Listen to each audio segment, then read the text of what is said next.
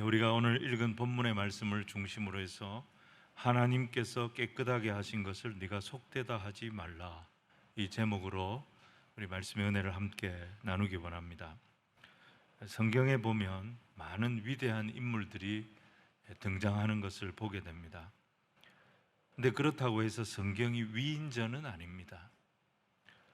우리가 성경을 읽으면서 성경의 사람을 놓고 이 사람이 얼마나 훌륭한가, 또 이 사람의 어떤 면을 우리가 본받아야 될 것인가, 이걸 우리가 생각은 할 수 있지만 여기에 집중하는 것은 올바른 접근법이 아닌 것이죠.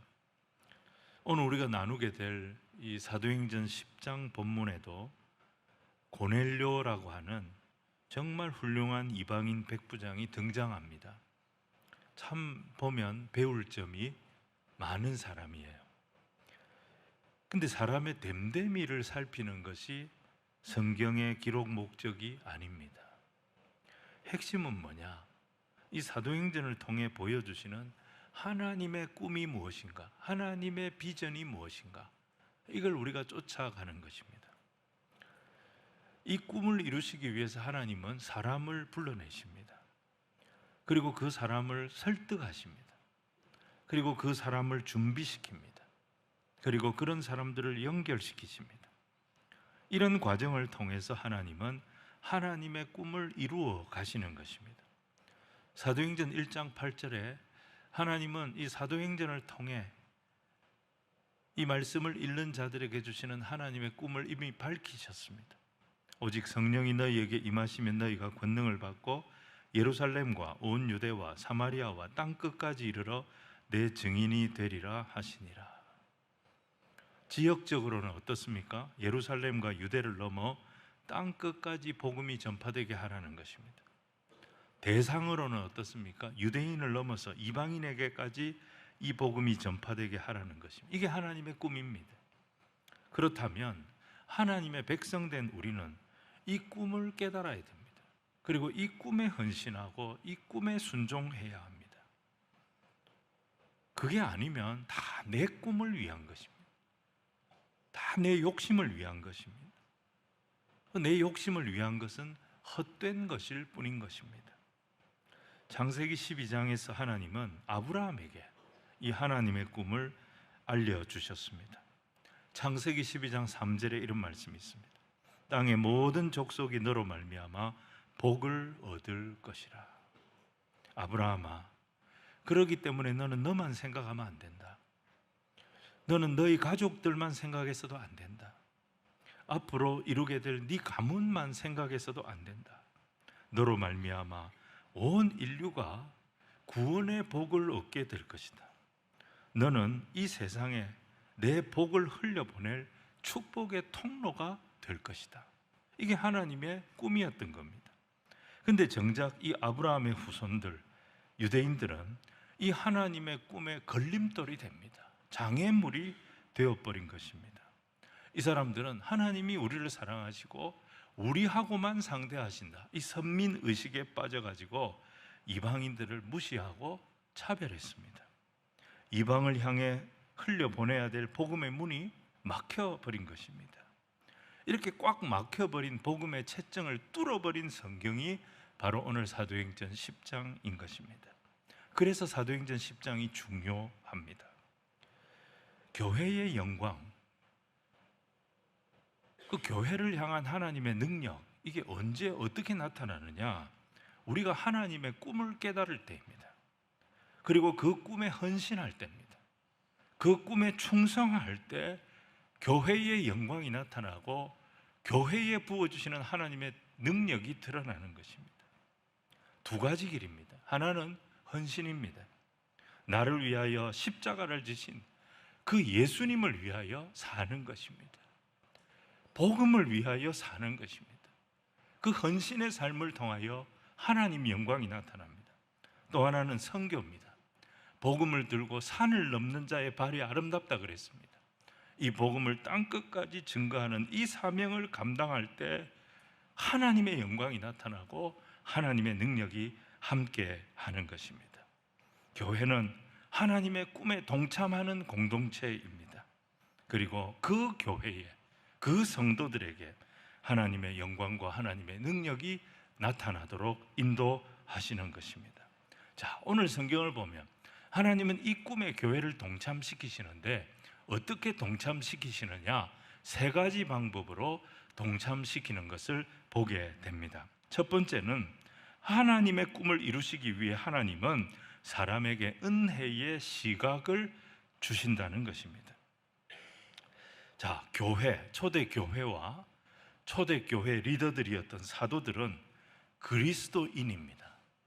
이들은 그리스도인이 되었음에도 불구하고 사고방식은 유대교적인 사고방식에 갇혀 있었습니다.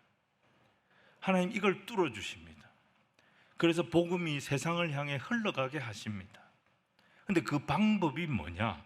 그게 은혜라고 하는 방법이었어요. 여러분, 구약 성경을 보시면 호세아서가 있습니다. 이 호세아서의 핵심이 뭐라고 생각합니까? 호세아서의 핵심, 여러분, 신앙의 목표는 레위기 11장에 나와 있듯이 내가 거룩하니 너희도 거룩하라. 하나님이 우리에게 원하시는 것은 우리가 하나님의 거룩을 닮아 우리도 거룩한 백성이 되는 것이 우리가 신앙생활을 하는 마지막 목표점이어야 합니다. 분명히 신앙의 목표는 거룩입니다. 거룩이라고 하는 것은 깨끗한 겁니다. 그런데 유대인들은 거룩의 방법에 대해서 오해가 있었습니다. 유대인들은 거룩해지는 방법을 악한 자를 제거하는 것으로 생각했습니다. 신앙의 불순물을 제거하는 것이라고 생각했습니다. 유대인들의 기준으로 볼 때, 호세아 시대에 유대인들의 기준으로 볼 때 호세아의 아내였던 고멜은 악한 자입니다. 음란에 물든 사람입니다. 아무리 데려다 놔도 또 음란한 길로 갑니다. 유대 사회의 불순물입니다. 이런 악한 자, 이런 불순물을 제거해야 됩니다. 없애버려야 됩니다. 그래야 유대 사회가 깨끗해지고 거룩해지는 겁니다. 유대 사회는 율법주의 사회였습니다. 율법의 원칙은 뭐냐? 인과율입니다. 원인이 결과를 만든다. 이게 인과율입니다. 의가 생명을 만듭니다. 불의는 사망을 만들 뿐입니다. 근데 문제가 뭐냐? 우리는 스스로 의라고 하는 원인을 만들 수 없는 존재라는 것입니다. 우리는 원인을 만들 수 없기 때문에 모든 인간은 망할 수밖에 없는 거예요.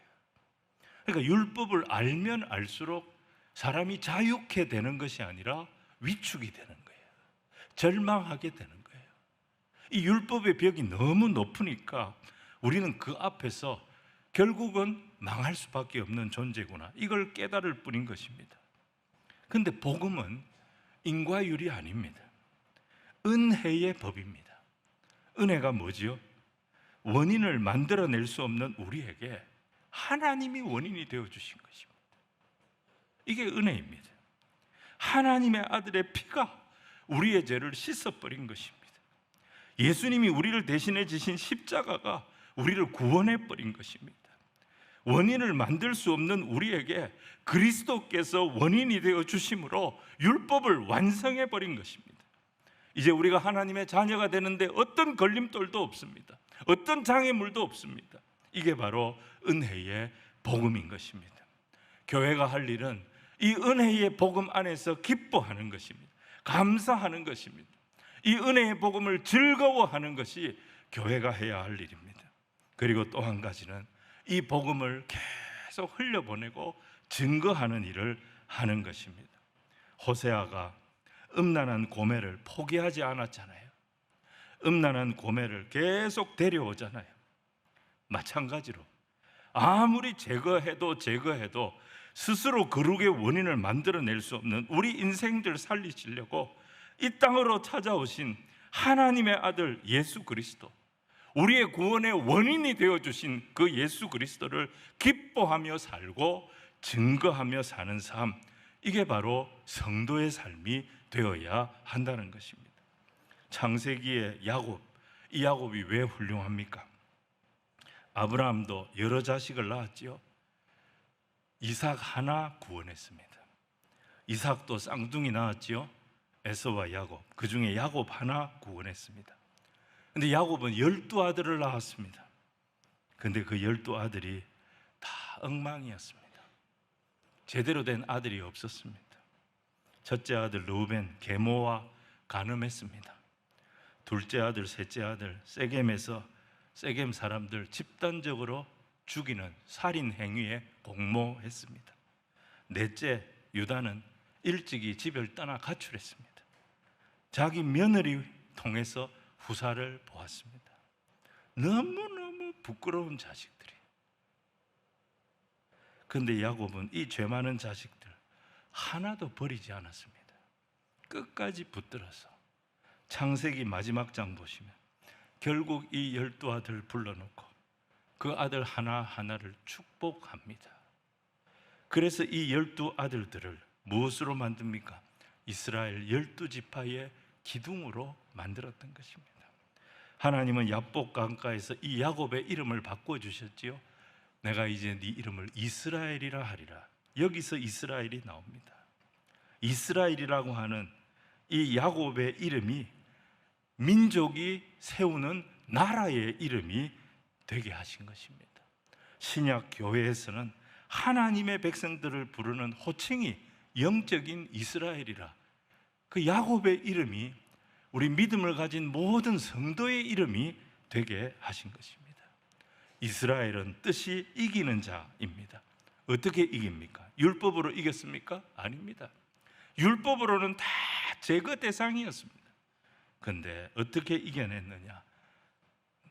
나의 원인이 되어주신 그 하나님의 은혜로 이긴 것입니다. 여러분, 이것이 하나님의 방법이고 하나님의 마음입니다. 교회 안에는 이 은혜의 정신이 살아있어야 합니다. 내가 받은 은혜를 기억하며 내 구원의 원인이 되신 그 십자가라고 하는 은혜의 렌즈로 주변 사람들을 볼 줄 알아야 합니다. 주님은 어떤 사람의 죄도 씻어내신다. 어떤 사람도 능히 구원해내신다. 복음의 능력을 믿는 은혜의 눈으로 사람들을 대할 수 있는 저와 여러분이 돼야 될 줄로 믿습니다. 하나님의 꿈은 정죄가 아닙니다. 하나님의 꿈은 잘라내는 것이 아닙니다. 너희 모든 목마른 자들아 물러나오라. 돈 없는 자도 오라. 너희는 와서 돈 없이 값 없이 포도주와 젖을 사라고 말씀하시는 주님 앞에 나오기만 하면 되는 것입니다. 나오기만 하면 건짐받고 나오기만 하면 구원 얻는 이 하나님의 꿈에 동참하는 은혜의 공동체, 저와 여러분이 되기를 주의 이름으로 축원을 드립니다. 오늘 두 번째로 하나님의 꿈을 이루시기 위해서 하나님은 사람을 설득하십니다. 자, 우리 1절과 2절 말씀을 같이 한번 읽겠습니다. 시작. 가이사라에 고넬료라 하는 사람이 있으니 이달리아 부대라 하는 군대의 백부장이라. 그가 경건하여 온 지방과 더불어 하나님을 경외하며 백성을 많이 구제하고 하나님께 항상 기도하더니. 여러분, 여기 보시면요, 이 하나님을 만나는 사람, 유대인들은 어떻게 생각했냐면 하나님을 만나는 길은 전통적으로 성전과 율법을 통해서 만난다고 생각했어요. 성전에 와야 하나님을 만나고 율법을 지켜서 하나님을 만난다고 생각했어요. 근데 그 성전을 유대인들에게 주셨어요. 이 율법을 자기 조상들에게 주셨어요. 그래서 하나님을 상대할 수 있는 지구상의 유일한 민족은 우리 유대인들이다, 이렇게 생각을 했던 겁니다. 근데 오늘 본문에 보면 하나님은 그 많은 유대인들 제쳐놓고 한 이방인을 찾아가십니다. 3절과 4절 말씀을 우리 같이 한번 읽겠습니다. 시작. 하루는 제9시쯤 되어 환상 중에 밝히 봄에 하나님의 사자가 들어와 이르되 고넬료야 하니, 고넬료가 주목하여 보고 두려워 이르되 주여 무슨 일이니까? 천사가 이르되 네 기도와 구제가 하나님 앞에 상달되어 기억하신 바가 되었으니. 자, 하나님 오늘 이 이방인 고넬료를 주목하시잖아요. 근데 하나님이 이 사람을 주목하신 이유가 뭐죠? 그가 성전을 방문했기 때문입니까? 그가 율법에 정통했기 때문입니까? 전혀 그렇지 않습니다. 하나님 뭘 주목해요? 그의 구제와 그의 기도를 주목하셨다, 이렇게 말씀합니다. 마태복음 22장을 보시면 한 율법사가 예수님을 찾아옵니다. 예수님께 질문을 하지요. 율법 중에 어느 계명이 큰 계명입니까? 이 질문을 합니다. 그때 예수님 답변은 명쾌했습니다. 하나님을 사랑하고 내 이웃을 사랑해라. 이게 율법과 선지자의 강령이다. 이렇게 정리를 해주셨습니다. 오늘 본문이 예수님이 하신 말씀을 재확인시켜주는 말씀입니다. 무슨 말이냐면 경건한 고넬료를 하나님 만나주시는데, 이 사람의 특징은 성전도 아니고 율법도 아니에요. 이 사람의 특징이 뭐예요? 기도와 구제였습니다. 기도가 뭡니까? 우리가 하나님을 사랑한다라고 하는 구체적인 표현이 바로 기도입니다. 내가 하나님을 사랑합니다. 하나님을 사랑하는 사람이 하나님 앞에 엎드리는 거예요. 하나님을 의지하는 거예요. 하나님께 간구하는 거예요. 구제는 뭡니까? 내 이웃을 내 몸과 같이 사랑하라. 이 말씀을 구체적으로 실천하는 것이 구제입니다. 우리 주님이 찾으시는 사람이 바로 이런 사람이에요.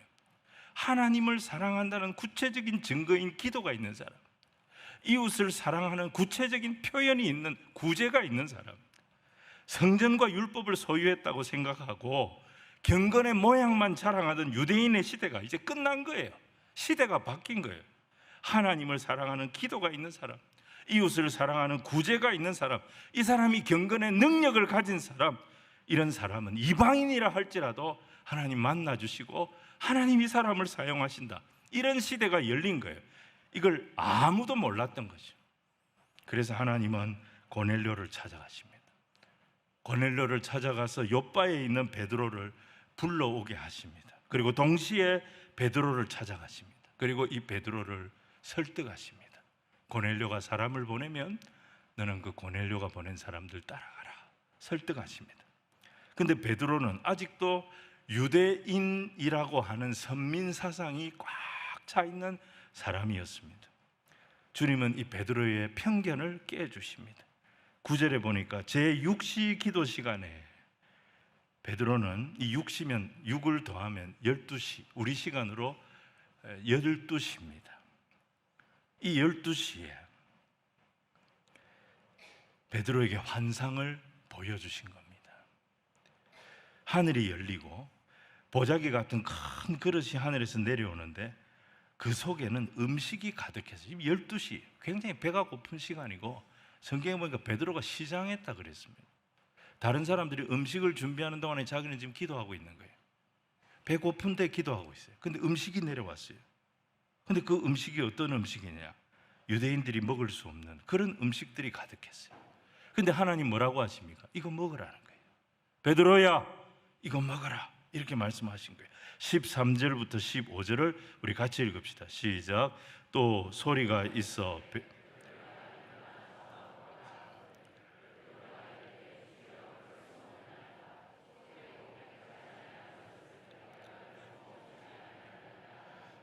또 두 번째 소리가 있어 하나님께서, 자, 이 보자기를 놓고 지금 실랭이가 벌어졌어요. 베드로하고 하나님 사이에 실랭이가 벌어졌어요. 베드로는 뭐라고 합니까? 주여, 못 먹습니다. 그럴 수 없습니다. 근데 하나님 뭐라고 하십니까? 하나님께서 깨끗하게 하신 것을 네가 속되다 하지 마라. 베드로와 우리 주님 사이에 실랭이가 3번 반복됐다는 거예요. 이거 보면 알 수 있는 게 뭐죠? 베드로가 얼마나 유대주의 편견이 강한 사람이었는가. 하지만 그렇다고 우리 주님은 그런 베드로를 내치지 않으십니다. 계속 어떻게 하세요? 2번이고 3번이고 설득하십니다. 그러니까 사도행전 10장은 이방인 고넬료가 변화되는 장이 아니고 교회 안에 있던 예수님을 믿는 베드로를 주님께서 변화시키시는 장인 것입니다. 그는 교회의 수장이었습니다. 그는 사도들의 수장이었습니다. 하지만 그는 여전히 유대주의 세계관에 갇혀 있는 사람이었습니다. 교회 안에서 제일 힘든 사람이 어떤 사람이냐? 하나님 말씀보다 내가 지금까지 믿어온 바를 고집하는 그 사람이 제일 어려운 사람이에요. 우리가 아무리 의로운들 하나님보다 더 의로울 수 있겠습니까? 하나님께서 깨끗하게 하신 것을 네가 속되다 하지 마라. 하나님이 깨끗하다고 하셨으면 그게 깨끗한 겁니다. 하나님께서 내가 저 사람 구원해야 되겠다 그러면 구원하시는 겁니다. 근데 우리는 하나님을 향해 저격합니다. 왜 저런 사람 구원합니까? 왜 저런 인간에게 기회를 주는 겁니까? 우리는 하나님이 하시는 일을 보고 분노할 때가 있습니다. 누가복음 15장 탕자 비유, 큰아들이 아버지에게 분노했습니다. 재산 탕진하고 돌아온 작은 아들 왜 이렇게 환대해 주는 겁니까? 분노했습니다. 28절에 보면 그가 노하여 들어가고자 하지 아니하거늘 아버지가 나와서 권한대. 작은 아들 위해 준비한 잔치자리, 큰아들은 완강하게 거부하고 있었습니다. 그런 아버지를 이해할 수 없다고 거부하고 있었어요. 그 큰아들을 아버지가 나와서 설득했다 그랬습니다. 하나님이 원하는 사람이 어떤 사람이냐? 하나님 마음을 알아주는 사람인 것입니다. 베드로는 이 보자기 환상을 받아들일 수 없었어요.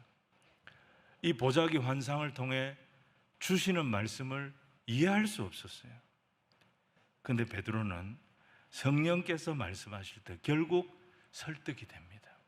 그래서 고넬료가 보낸 사람들 따라갑니다. 이 환상이 그리고 이 베드로의 설복이 이루어졌던 장소가 바로 욥바였습니다. 여러분, 욥바 하면 생각나는 사람이 있죠? 비가 오면 생각나는 사람 말고 욥바 하면 생각나는 사람 있잖아요. 요나죠, 요나. 요나는 하나님 그렇게 설득했어요. 니느웨로 가라고. 근데 그 하나님 설득 거부하고 다시스로 가는 배를 탔던 바로 그 항구가 욥바였어요. 이 불순종의 항구에서 베드로는 이해할 수 없는 하나님의 뜻에 설복당합니다. 그리고 고넬료를 만나러 갑니다. 갔더니 열방을 향하신 하나님의 큰 뜻을 알게 되었고 그 하나님의 계획에 쓰임받는 종이 되었던 것입니다. 하나님의 뜻에 설득당하는 사람을 하나님이 기뻐하십니다. 내가 쌓은 벽들, 세상이 만들어 놓은 편견들, 이거 다 뛰어넘어서 하나님께 설득이 돼서 하나님의 꿈에 기꺼이 동참하는 저와 여러분이 되기를 주님 이름으로 축원을 드립니다. 오늘 마지막 세 번째, 하나님의 꿈을 이루시기 위해 하나님은 사람에게 만남을 주십니다. 자, 베드로도 기도하던 중에 하나님의 환상을 보았어요. 고넬료도 기도하는 중에 하나님의 음성을 듣습니다. 자, 이 두 사람은 전혀 다른 배경을 가진 사람이에요. 한 사람은 유대인이고 한 사람은 이방인이에요. 전혀 다른 장소에서 기도하고 있었어요. 한 사람은 욥바에서 기도하고 있었고 한 사람은 욥바보다 북쪽에 있는 가이사라에서 기도하고 있었어요. 근데 이 두 사람이 기도하다가 하나님을 만난 거예요. 기도의 사람들. 이 기도의 사람들이 만난 거예요. 기도의 사람이 만나면 불꽃이 일어납니다. 베드로와 고넬료 둘 다 기도하는 사람이었는데 이 두 사람 기도에 공통점이 있습니다. 그게 뭐냐면 규칙적인 기도를 했다는 겁니다. 시간을 정해놓고 기도하는 사람이었어요. 이들의 정시 기도에, 이 정시 기도에 하나님이 개입하신 거예요. 9절 말씀을 우리 같이 한번 읽겠습니다. 시작. 이튿날 그들이 길을 가다가 그 성에 가까이 갔을 그때에 베드로가 기도하려고 지붕에 올라가니 그 시각은 제6시더라. 당시 유대 사회의 전통이 뭐냐면 경건한 사람들은 하루에 3차례 기도하는 습관이 있었습니다. 제3시, 제6시, 제9시 이렇게 시간을 정해놓고 기도하는 습관이 있었어요. 이 다윗의 습관이었고 다니엘 같은 그런 사람들도 다 지켰던 구약의 전통이었습니다. 그러니까 근데 이 정시 기도는 모세의 율법에 명시된 그런 어떤 규정이라기보다는 하나님을 사랑하는 사람들이, 하나님을 경외하는 사람들이 하나님과 깊은 교제의 삶을 살기를 기뻐해서 자발적으로 지켜온 거룩한 습관이었던 것입니다. 고넬료와 베드로도 규칙적인 기도의 시간을 가진 거예요. 이 규칙적인 기도의 시간을 지켜오던 중에 하나님의 임재를 경험한 겁니다. 그러니까 우리도 시간을 정해놓고 기도하는 것이 중요합니다. 매일 시간을 정해놓고 기도하는 거예요. 매일 시간을 정해놓고 말씀을 묵상하는 거예요. 매주 하나님을 예배하는 시간을 정해놓고 그 시간에 예배하는 것입니다. 그러니까 신앙 훈련이라고 하는 것은 트레이닝이죠. 훈련. 이건 반복하는 겁니다. 왜 반복합니까? 경건한 습관을 만들기 위해서입니다. 신앙의 훈련은 경건한 습관을 만드는 훈련이다. 그렇게 보시면 됩니다. 그래서 시간이 되면 그냥 그 시간에 기도하는 거예요. 시간이 되면 그냥 그 시간에 말씀을 읽고 묵상하는 거예요. 시간이 되면 그 시간에 나와서 예배 드리는 거예요.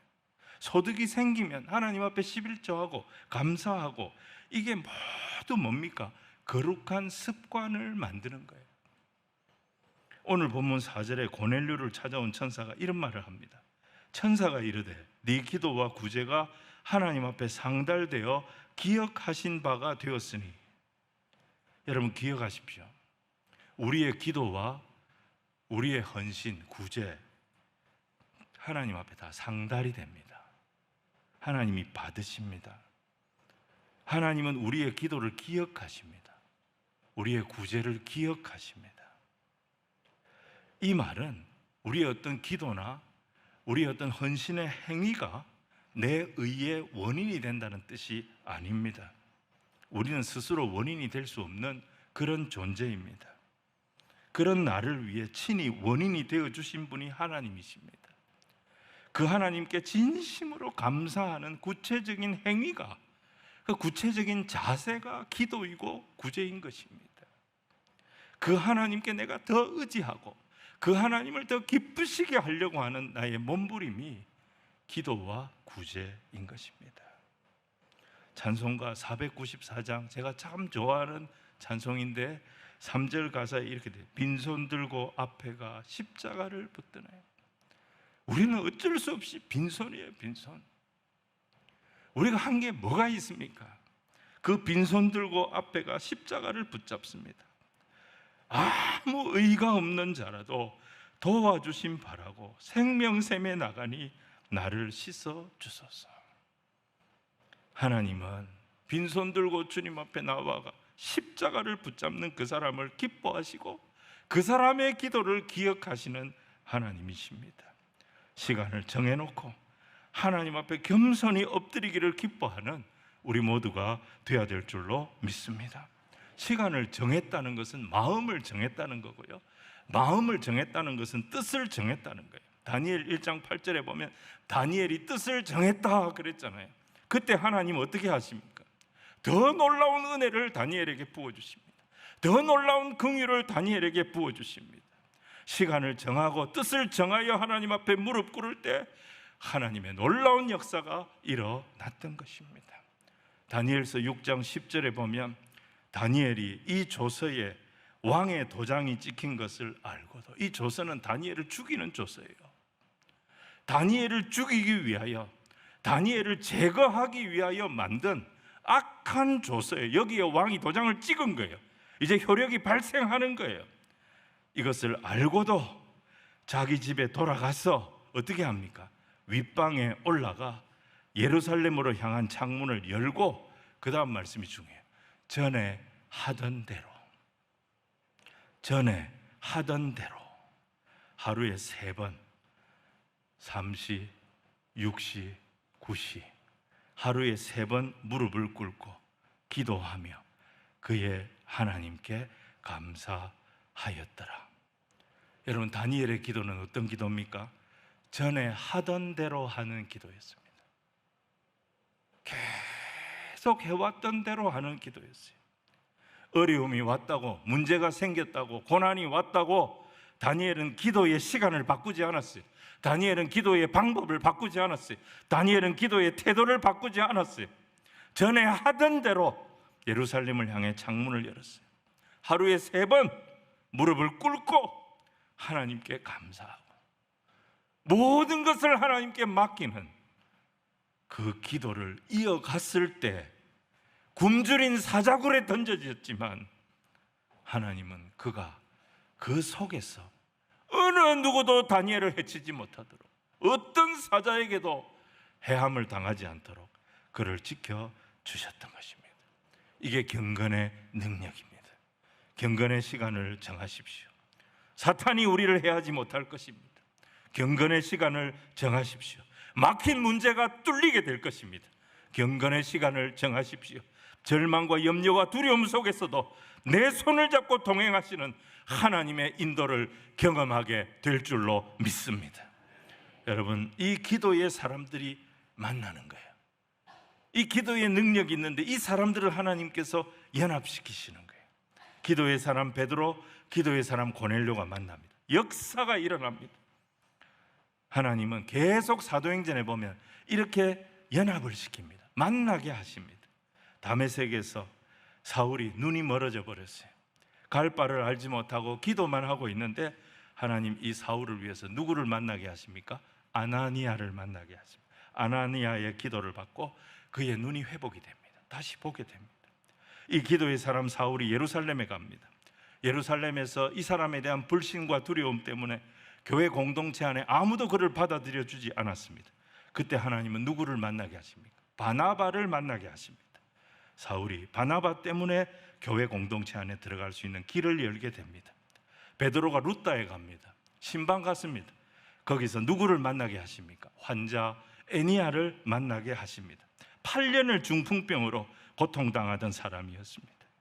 베드로가 이 여인을 위하여 예수 이름으로 기도할 때 그 병이 낫는 역사가 일어나게 하셨던 것입니다.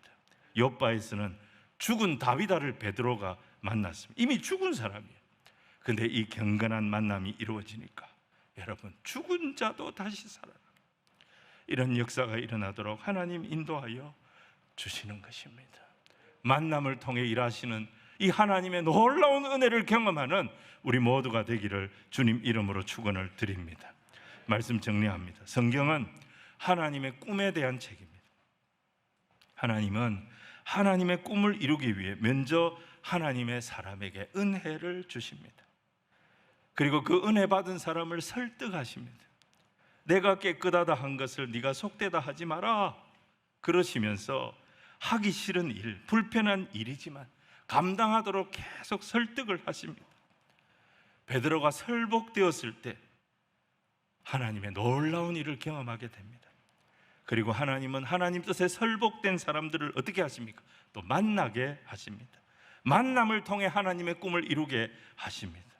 오늘 본문의 이 만남은, 고넬료와 베드로의 만남은 정한 기도 시간에 기도하다가 이루어집니다. 그래서 여러분, 평범해 보이지만 경건의 일상을 만드십시오. 경건의 습관을 잘 만드는 것이 중요합니다. 그 경건의 습관, 전에 하던 대로 기도하다가 하나님의 역사를 경험하게 되는 것입니다. 자, 하나님은 경건한 자에게 은혜를 주십니다. 하나님은 경건한 자를 설득시킵니다. 그리고 경건한 자들을 만나게 하십니다. 그래서 하나님의 꿈이 이루어지도록 인도하여 가십니다. 이 모든 것이 일상의 경건에서 이루어집니다. 하나님을 일상의 경건을 통해 더 깊이 알아가고 그 하나님과 동행함으로 흔들림이 없는 믿음의 길을 끝까지 감당해내는 주의 백성들이 다 되시기를 주님 이름으로 축원을 드립니다.